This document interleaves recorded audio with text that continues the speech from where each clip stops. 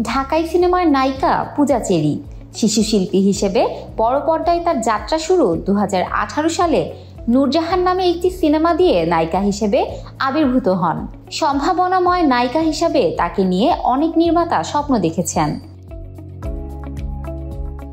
কিন্তু হঠাৎ করেই পূজার ছন্দপতন ঘটে।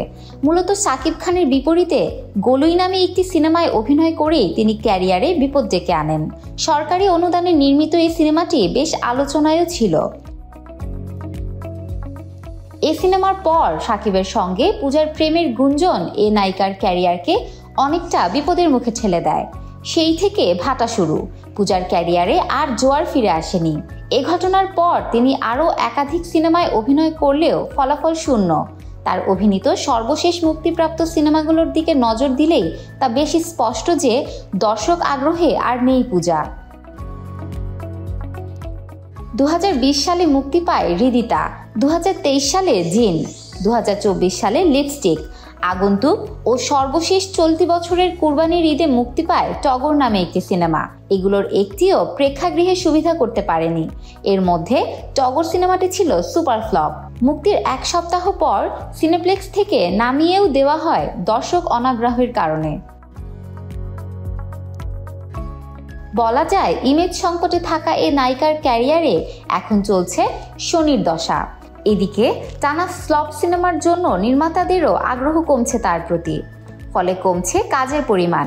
এদিকে চলতি বছরের শুরুতে ওটিটি কন্টেন্টেও কাজ করেছিলেন।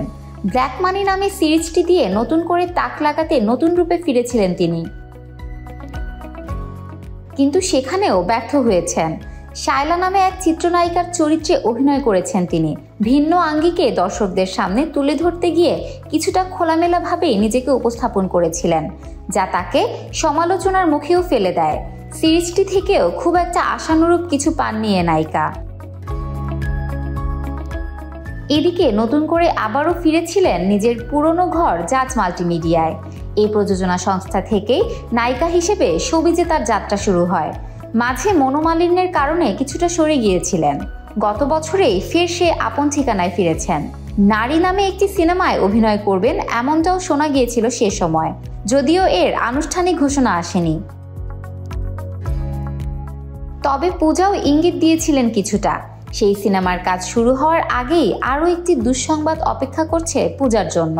এই প্রযোজনা সংস্থার ব্যানারে 2020 সালে শুরু হয়েছিল মাসুদ রানা নামে একটি সিনেমার কাজ।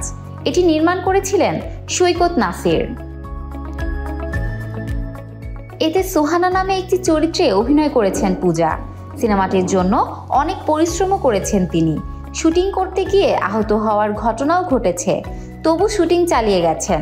কিন্তু সিনেমাটি আর আলোর মুখ দেখবে না বলে জানিয়েছেন নির্মাতা।